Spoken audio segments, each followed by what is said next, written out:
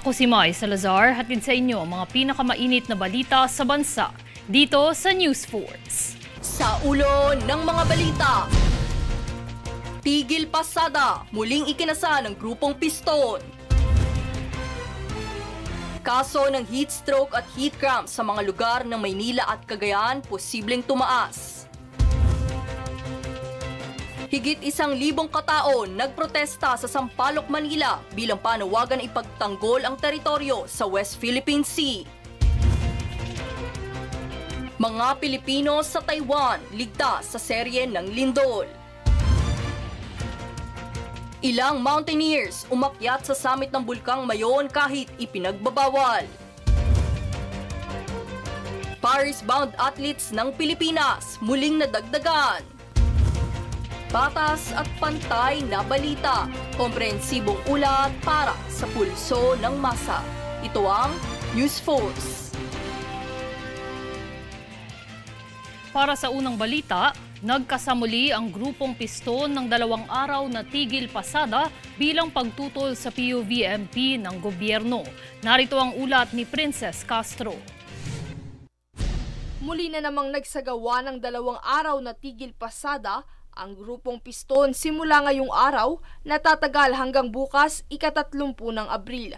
Ito ay bilang kilos protesta sa petsang palugit ng konsolidasyon para sa Public Utility Vehicle Modernization Program ng gobyerno na hanggang katapusan na lamang. Matatanda ang kamakailan lamang nitong nakaraang linggo nang magkasari ng 2 araw na tigil pasada ang Piston kasama ang grupong Manibela. Mula pa noong nakaraang taon ay nakailang transport strike na ang naisasagawa ng 2 grupo bilang pagtutol sa konsolidasyon. Bagamat may pagkilos protesta, hindi naman umano tutol ang 2 grupo sa modernisasyon. Bagkus ang kanilang tinututulan ay ang mandatory consolidation na ayon sa kanila ay magdudulot ng kabawasan sa kita ng mga tsoper. Samantala para sa unang araw ng transport strike, hindi naman naapektuhan ng ibang lugar sa Metro Manila tulad ng San Juan City kung saan patuloy pa rin ang mga namamasada na ilang mga jeep sa lungsod. Bukas, huling araw ng Abril, ay huling araw na rin ng konsolidasyon para sa PUVMP na siyang ayon kay Pangulong Ferdinand Bongbong Marcos Jr. at sa Land Transportation Office ay long overdue na ang palugit at hindi na nila palalawigin pa ang palugit sa konsolidasyon sa A30. Princess Castro, nag-uulat para sa One Media Network. Handa naman ng National Capital Region Police Office o NCRPO sa inaasahang transport strike na ikinasa ng grupong Piston ngayong araw, ika-29 ng Abril. Yan ang balitang hatid ni Danizel Lopez.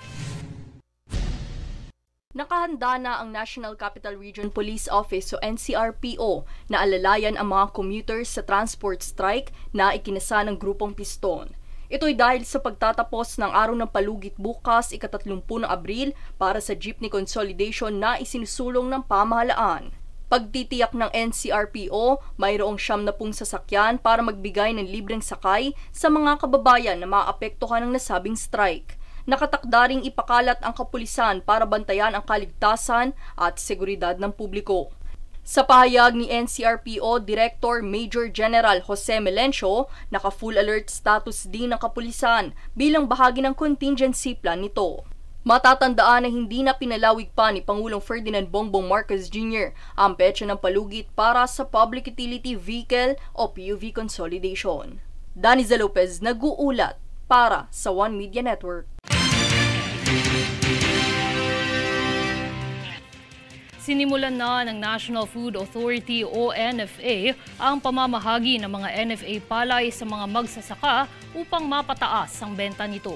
Dito namataan ng mga magsasakang binibenta ang kanilang mga aning palay sa ahensya sa mas mahal na halaga upang mas mapabilis ang distribusyon nito sa merkado at mapabagal ang pagkasira ng mga naproduce na ani. Ayon sa mga magsasaka, ang pagsasagawang ito ay makakatulong sa kanila dahil masisiguro nito ang stock ng palay maging ang magandang kalidad nito.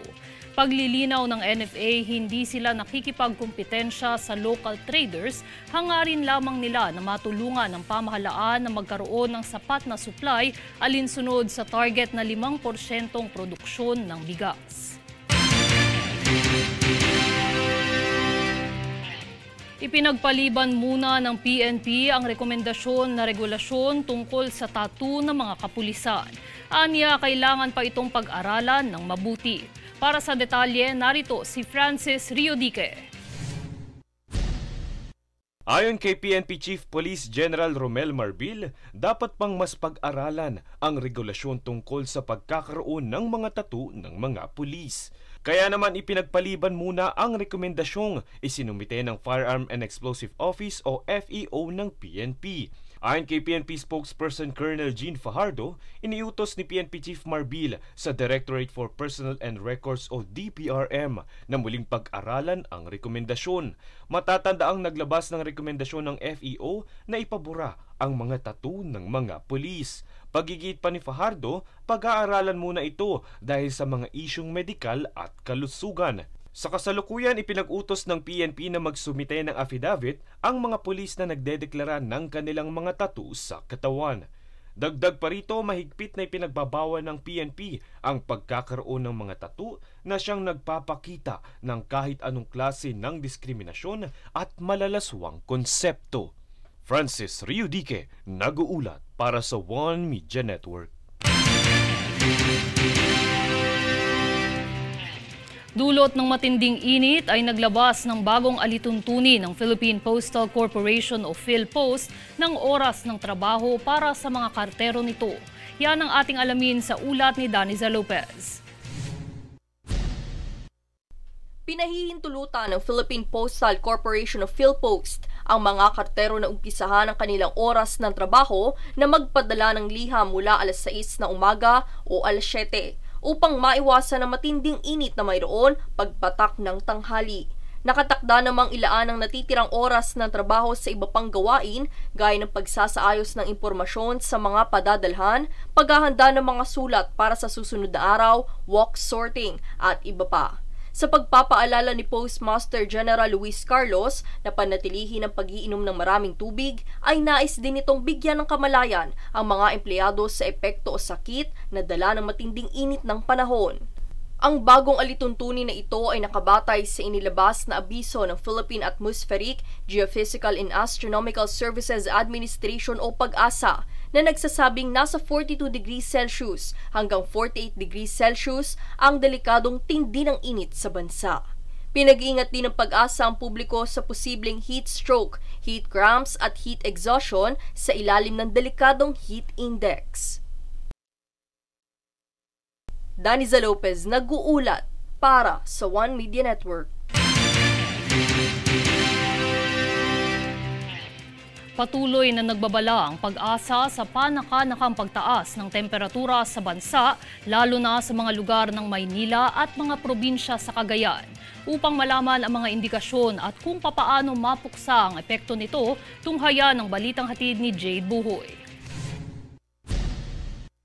Opisyal na inanunsyo ng PAGASA na muling makakaranas ng matinding init ng panahon ang bansa, lalo na sa lugar ng Metro Manila at Cagayan, kung saan inaasahan ang 40 hanggang 47 degrees Celsius heat index. Ayon sa pagsasaliksik, ang heat index ay ang temperaturang maihahambing sa dinaranas ng katawan, kung saan ang singaw ng init o humidity ay humahalo sa temperatura ng hangin. Bukod pa riyan, ayon sa Department of Health o DOH, ang temperaturang nahanay mula 40 hanggang 48 ay hindi akma sa normal na temperaturang kinakailangan ng katawan, kung kaya't ang mga kaso ng sakit na dala ng init ng panahon ay unti-unti na namang tumataas. Base sa ulat, ang mga sakit na gaya ng heat cramps, heat exhaustion at heat stroke ay lubhang magiging epekto nito. Kaya naman nagpayo ang ahensya sa publiko na gumawa ng mga hakbang upang labanan ito, tulad ng palagiang pag-inom ng tubig, pagtatambay sa mga lugar na may lilim o silong, o di naman kaya ang patok na patok sa mga Pinoy ang pagsistay sa mga mall. Binahagi rin ng mga wellness center owners na may iba ring paraan upang maiwasan ang ilang epekto ng malinsangang panahon gaya ng mga relaxation services na makakatulong sa pagpapainam sa epekto ng heat cramps. And get out of the sun. Ito na yung pinaka-best way for us to get out of the heat and give ourselves a break, diba? So best if you actually want to explore something that would revive your tired skin and your tired soul, so to speak, diba? You go here para na it's not only about having glowing skin, but yung experience that would really relax you and make you forget on how hot it is outside. Paalala naman sa publiko na iwasan rin ang paglabas at pananatili sa ilalim ng mainit na panahon mula alas 10 ng umaga hanggang alas 4 ng hapon. Gumamit din ng proteksyon mula sa sunburn tulad ng mga sombrero at payong, pati na rin ang paggamit ng sunblock, maging ang pagsusuot ng maluwag at maninipis na damit. Maaari rin idagdag rito ang mga pagkain na papawi sa init gaya ng mga palamig tulad ng sorbetes, halo-halo, ice candy, buko juice at iba pa.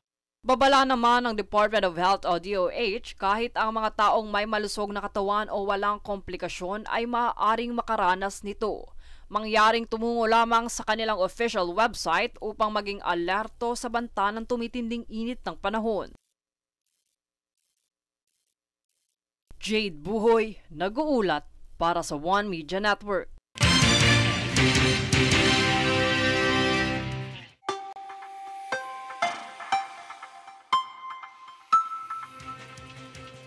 Sa ating ulat panahon, naitala ang 53 degrees Celsius na heat index sa Iba, Zambales nitong linggo, ika-28 ng Abril. Ito na umano ang pinakamataas at mainit na heat index na naitala sa buong bansa simula ngayong taon.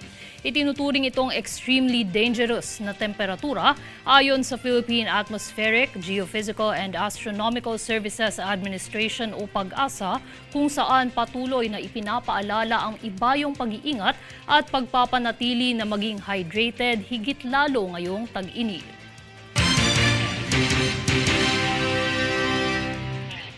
Susunod sa News Sports.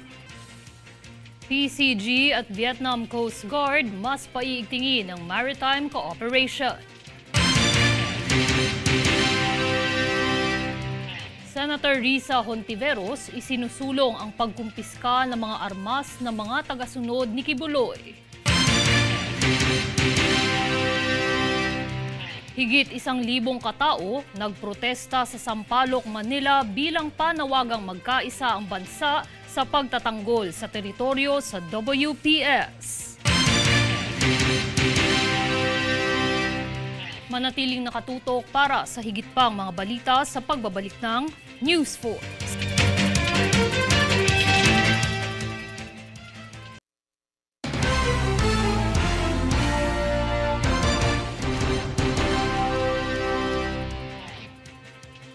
Nagmarcha sa mga kalye ng Sampaloc, Maynila ang higit 1,000 katao kahapon bilang panawagang magkaisa ang bansa sa pagtatanggol ng karapatan ng bansa sa West Philippine Sea. Sentimiento ng mga rallyista, igalang umano ng China ang UNCLOS na siyang nagtatakda na pagmamay-ari ng Pilipinas ang pinag-aagawang teritoryo. Dagdag pa rito, naniniwala sila na hindi umano solusyon ang panghaharas ng China sa mga Pilipinong mangingisda at barko ng Pilipinas. Ang iginigit lamang po natin ay mapayapang makapangisda ang ating mga mangingisda at makapaghatid ng resupply mission sa Biati, Sierra Madre ang ating mga kababayan na hindi inaharas o winawater cannon ng Chinese Coast Guard.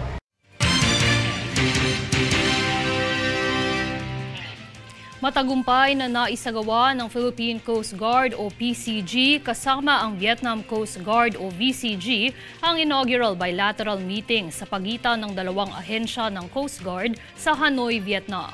Nangyari ang kaganapan kasunod ng kamakailang natapos na Memorandum of Understanding o MOU on Maritime Cooperation. na nilagdaan noong ika-30 ng Enero sa pagbisita sa estado ni Pangulong Ferdinand Marcos Jr. Ayon sa ahensya, ito ay nagpapakita ng dedikasyon sa pagpapalakas ng kooperasyon ng VCG at PCG, pagpapabuti ng komunikasyon sa hotline at pagbuo ng Joint Coast Guard Committee upang mapadali ang pagpapalitan ng impormasyon at pakikipagtulungan sa pagpapatupad ng batas pandagat.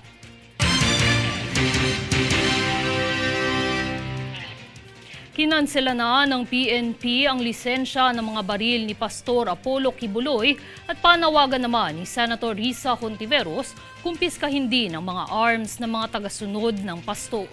Para sa iba pang detalye, narito si Francis Riodique. Binawi na ng Philippine National Police ang lisensya ng mga baril ni Kingdom of Jesus Christ founder Pastor Apollo Kibuloy. Ito ay matapos aprubahan ni PNP Chief Police General Romel Marbil ang rekomendasyon ng Firearms and Explosive Office na ikansela ang License to Own and Possess Firearms o LTOP ni Kibuloy. Base ito sa probisyon sa Comprehensive Firearms and Ammunition and Regulation Act na dahil sa kinaharap ng mga kaso ng pastor. Kaugnay nito ay sinusulong ni Senator Risa Hontiveros na kumpiskahin din ang mga armas ng mga tagasunod ni Kibuloy. Dapat rin umano tiyakin ng PNP na ang mga tagasunod ni Kibuloy ay walang mga armas. Ayon pa sa senador, dapat ding mabuwag ang umano'y private army ng pastor na siyang todo balandra ng kanilang mga baril sa social media. Pang-iinsulto din umano sa kapulisan ang nakaraang paglabas ng audio file ng pastor na nagbigay umano ito ng bugtong ukol sa kanyang lokasyon. Samantala, pagtitiyak naman ng PNP, hindi pa umano nakakalabas ng bansa ang pastor. Francis Riodique, nag-uulat para sa One Media Network. Ang Department of Health o DOH na kinatawan ni Undersecretary Maria Rosario Singh Vergeire ay dumalo sa 7th Mid-Year Convention ng Philippine Dermatological Society o PDS kamakailan at binigyang diin ang mga mahalagang papel na ginagampanan ng mga dermatologists sa pagpapatupad ng Universal Healthcare o UHC. Nakatuon ang nasabing convention sa mga pagsulong at inobasyon sa dermatology at nakasentro sa temang True North, Mapping the Future of Dermatology. Ang pagtatatag ng bagong Urgent Care and Ambulatory Services o BUCAS na pinakabagong inisyatiba sa sektor ng kalusugan at mas mahusay na sistema ng financing para sa pangangalagang pangkalusugan ay kabilang sa mga paksang tinalakay sa convention.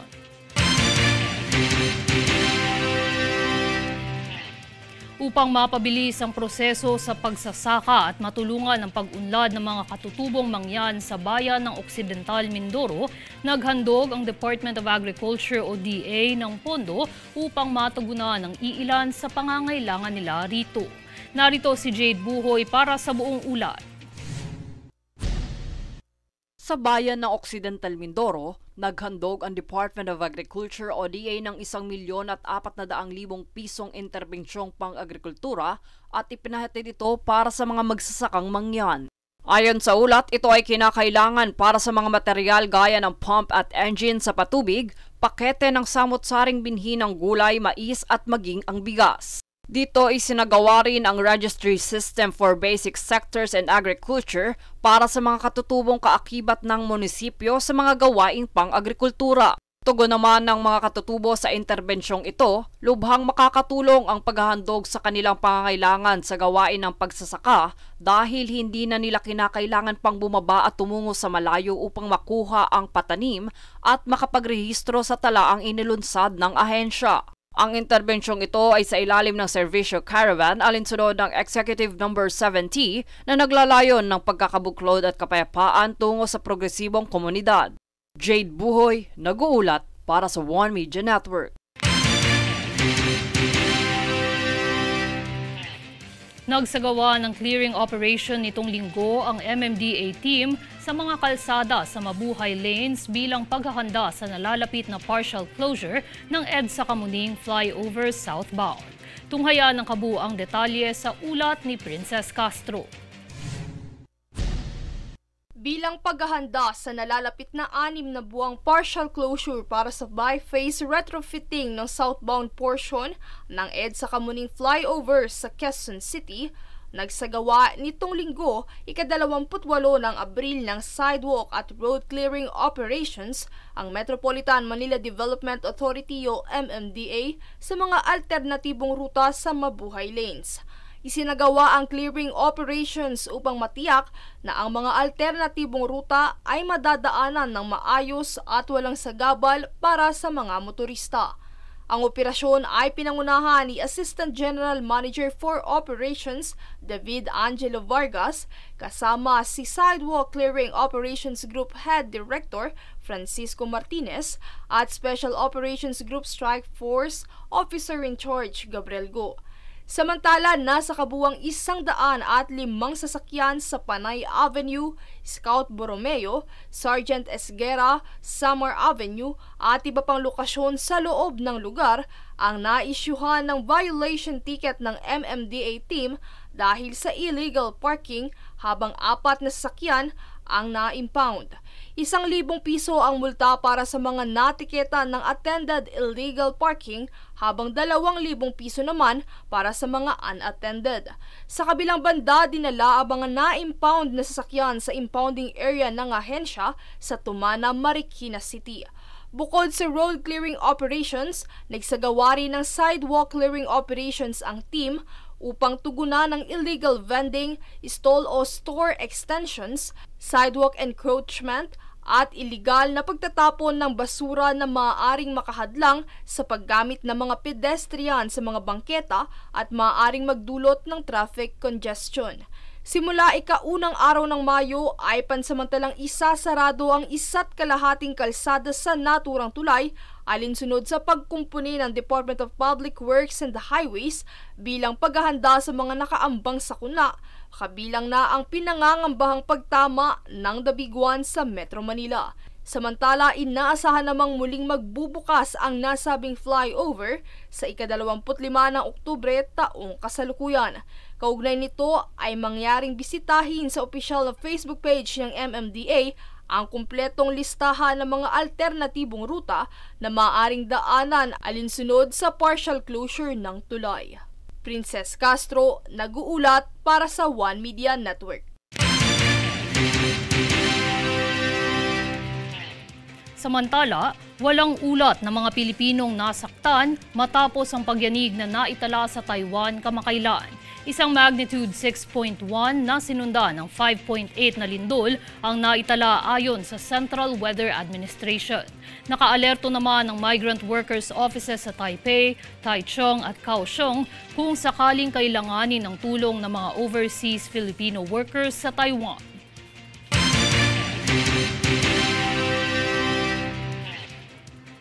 Susunod sa News Sports.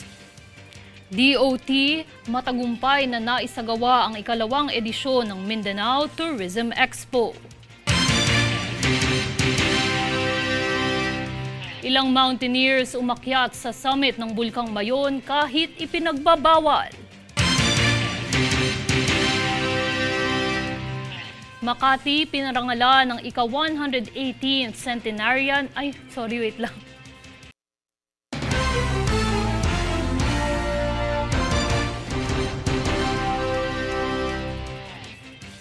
Ilang mga mountaineers ang pinaiimbestigahan ng Albay Provincial Safety and Emergency Management Office matapos umanong mag-viral sa social media ang pag-akyat ng mga ito sa mismong bunganga ng Bulkang Mayon. Mahigpit na ipinagbabawal ito dahil sa patuloy na aktibidad ng naturang bulkan at kahit nakatalaga ito sa ilalim ng Alert Level 1 status. Ayon kay Albay Governor Attorney Edsel Lagman, hindi umano nagbigay ng anumang permiso ang Albay Provincial Tourism, Culture and Arts Office sa mga taong ito na umakyat sa bulkan. Alinsunod sa Provincial Ordinance No. 2016-23, ipinagbabawal ang pag-akyat sa summit. Sino mang lalabag rito ay may multang maximum na 5,000 piso. Inaasahang kakaharap sa karampatang parusa ang grupo ng mountaineers na ito.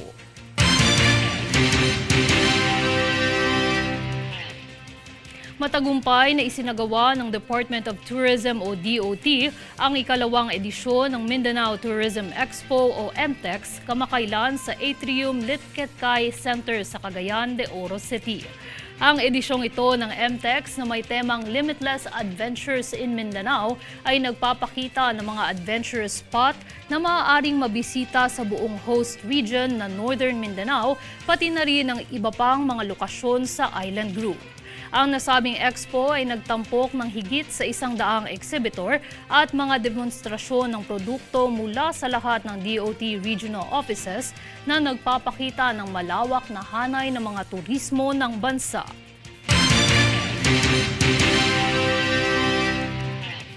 Patuloy pa rin ang tradisyon sa lungsod ng Makati na bigyang parangal ang mga centenarian kahit pumanaw na ang mga ito.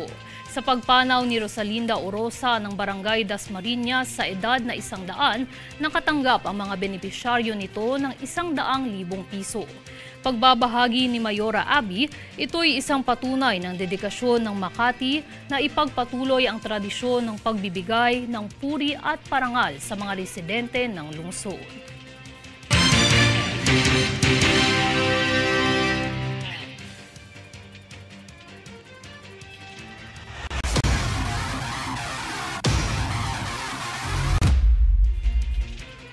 Sa larong pampalakasan, dumagdag si Filipino fencer Samantha Catantan sa listahan ng mga lalahok para sa Paris Summer Olympics 2024.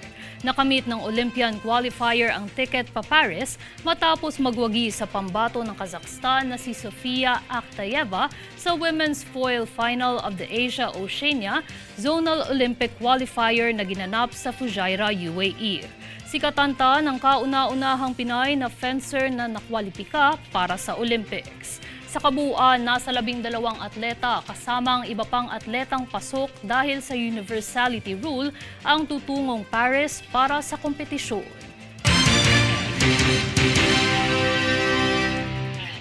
At narito ang recap ng mga nagbabagang balita ngayon. Sa ulo ng mga balita, Tigil Pasada, muling ikinasa ng grupong Piston. Kaso ng heat stroke at heat cramp sa mga lugar ng Maynila at Cagayan, posibleng tumaas. Higit 1,000 katao nagprotesta sa Sampaloc, Manila bilang panawagan ipagtanggol ang teritoryo sa West Philippine Sea. Mga Pilipino sa Taiwan ligtas sa serye ng lindol. Ilang mountaineers umakyat sa summit ng Bulkang Mayon kahit ipinagbabawal. Paris-bound athletes ng Pilipinas muling nadagdagan. Patas at pantay na balita, komprehensibong ulat para sa pulso ng masa. Ito ang News Force.